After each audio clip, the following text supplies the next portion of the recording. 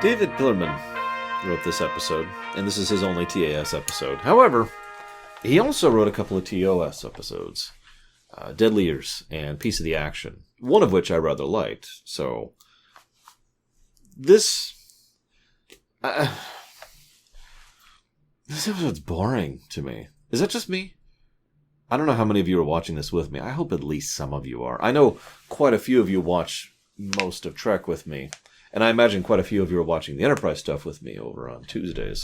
But I would be surprised if any of you are watching TAS with me. Seriously, jump down in the comments right now.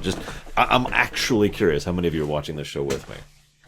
Specifically because it's TAS and it's a little hard to get a hold of, and more importantly, it's TAS. But anyways, this episode was just, it was there.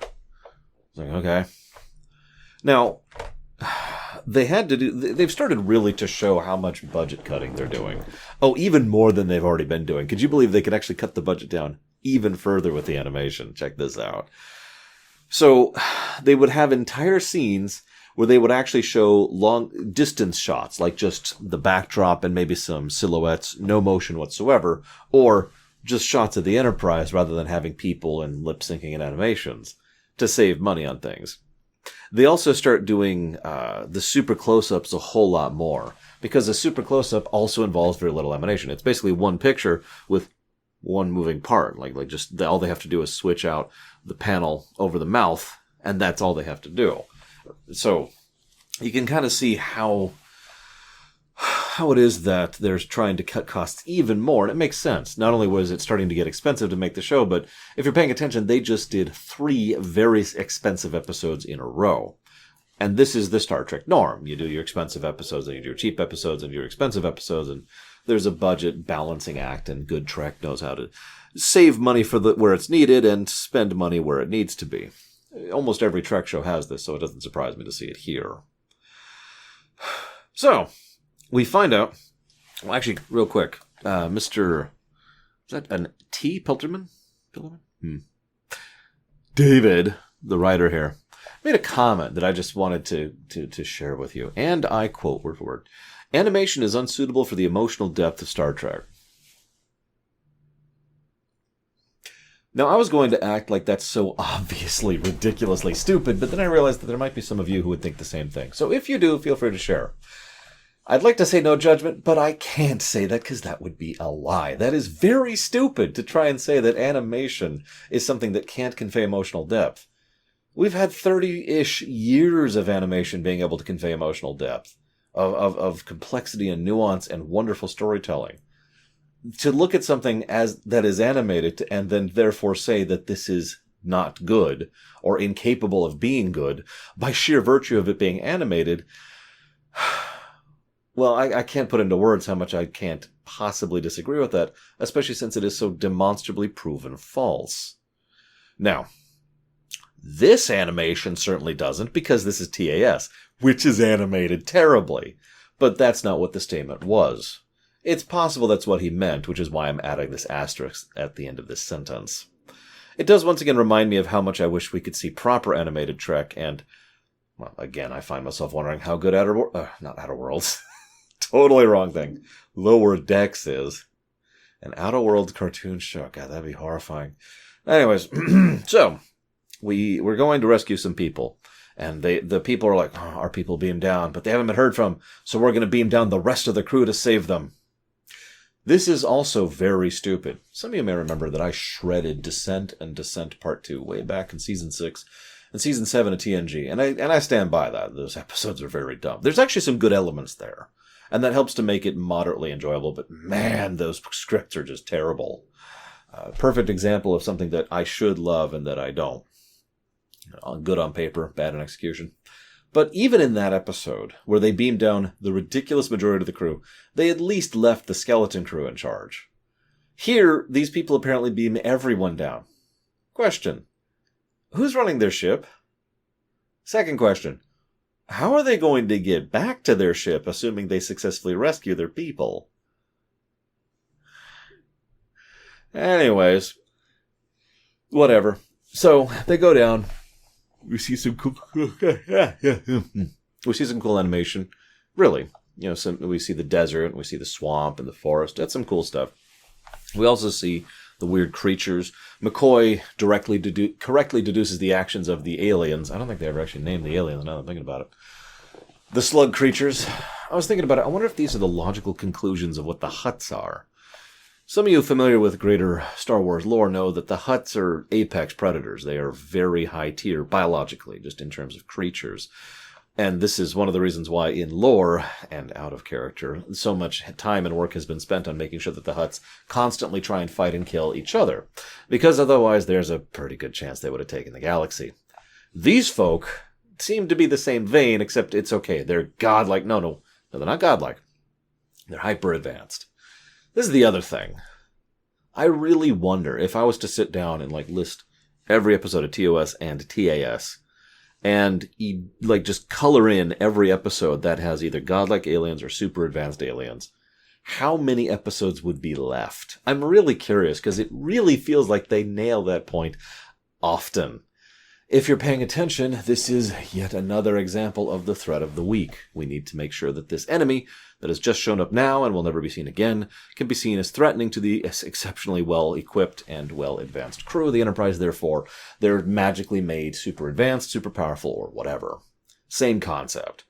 Even if they're ultimately not violent or non-hostile, because we got to have that Trek twist, it just keeps showing up in TAS.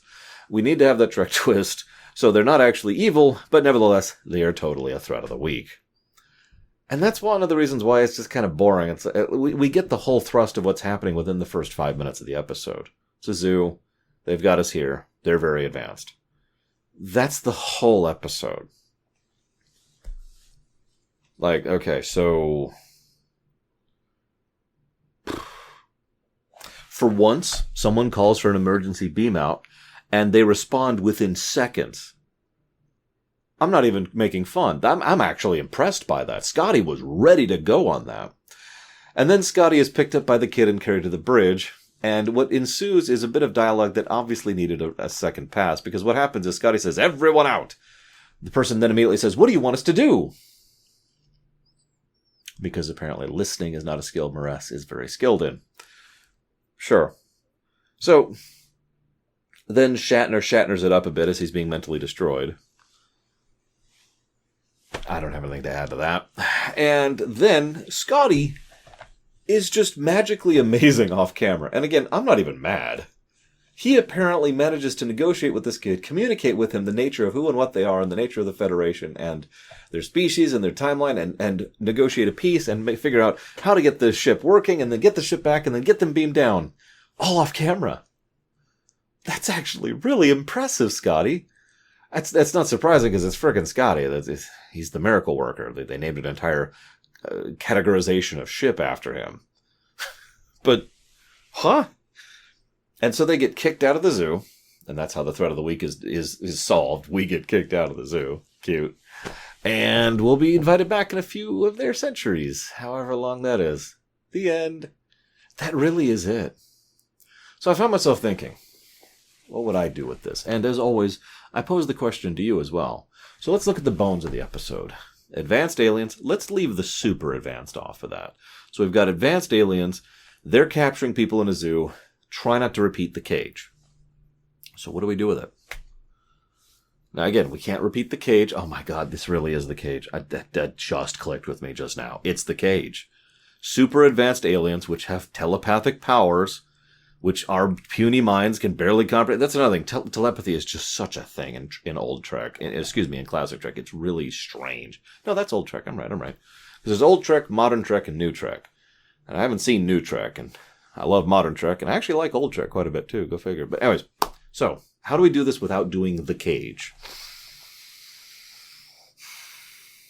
My first thought is to try and make the story about whether or not the zoo is considered acceptable. The problem is I can't think of a way to do that where some people wouldn't misinterpret it as some kind of agenda thing. Because no agenda is intended. I have no opinion on zoos, at least as long as the zoo is well kept and is actually taking into account the safety and habitability of its animals and is doing right by them and blah, blah. As long as everything's above board, I don't care. So, I'm not anti-zoo, but what if some of these people are questioning that? Like, well, should we be considering capturing these aliens here? And you could even, hang on, let's go a different direction with that. Maybe there's a group of the Hutts who want to, the hyper Hutts, we'll call them the hyper Hutts. Maybe there's a group of the hyper Hutts who don't actually want to shut down the zoo per se, but the zoo is one of those bring people to us kind of things, which, if you're paying attention, we've already seen with the Shore Leaf planet, which I can't think of the name of the planet. We also see that idea in TNG with Barclay and the head aliens. Remember them? Anyways, so maybe the hyper Hutts here, they're very happy. Maybe the hyper Hutts have been bringing species to them to study them and advance them. And basically, this is their form of exploration. And some of the hyper Hutts are like, no, we want to get out there. And they're like, why? You can just bring stuff here. And so one of their ways of doing this is trying to shut down the zoo, which means they're trying to cause damage to it and maybe kill off some of the specimens, which of course then creates the threat problem for the crew. If you want to have a threat, we don't need that. But, you know, if the executives are pointing a gun at my head and then shooting 50 times in my face, then maybe we need to go ahead and add a threat. Slight exaggeration. They probably only shoot about 5 times. So we have the zoo getting shut down and the life support and the technology that's maintaining these biomes just shutting down. And so chaos is ensuing as the temperature is massively equalizing and plants are dying and the sand is just overwhelming stuff and there's a storm brewing and they're like, oh God, how do we deal with this? And you know, at some point the crew members managed to get a hold of someone. Probably 2. I know this is only a 22-minute episode, but if I was in an ideal world, I'd probably have at least one crew member, say McCoy, get a hold of one of the people who wants to keep the zoo intact. You know, one of the people who wants to bring things to them. And McCoy kind of starts to talk with this particular hyper Hut and is like, yeah, no, I kind of agree with you. That would be nice to have, you know, as long as it's consensual. That's the catch. You're kidnapping people. It's like, you're right. Maybe helps to convince the zoo administrator that they need to start reaching out to groups and aliens and, you know, asking permission to collect things and bring them there. Or maybe make it a temporary stay that they can study temporarily and maybe cycle things out. It keeps everything fresh after all. Meanwhile, someone else, probably Kirk, possibly Kirk and Spock. I don't know. I'm fine with it just being Kirk, though. Although, if I'm being honest, I'd probably give this to none of the big 3 because it's me. Who would I give that to? I like the idea that Uhura, then, would be the one who gets a hold of the administrator. And I would probably give it to Scotty. No.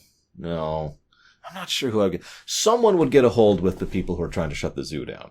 And would completely agree with their idea of, yes, we need to get out there and we need to explore. We need to see and feel and just do, right? I don't know. Who do you think would be a good pick for that? Whoever they are, they're like, yes, let's do it. And, you know, that person, whichever person it ends up being, effectively convinces them, maybe do it in a non-violent manner. Maybe we should just sit down and talk. And then the 2 groups sit down and talk. And it's like, oh, hey, we can do both. Resolution, interaction, social stuff, blah, blah, blah, end of episode. I don't know. What do you all think? It probably is a terrible episode, but I did come up with it in the last 20 minutes, and it certainly can't be as bad as the episode proper. I do hope you've enjoyed my thoughts, such as they are. Looking forward to yours. I'll see you next time. Or should I say,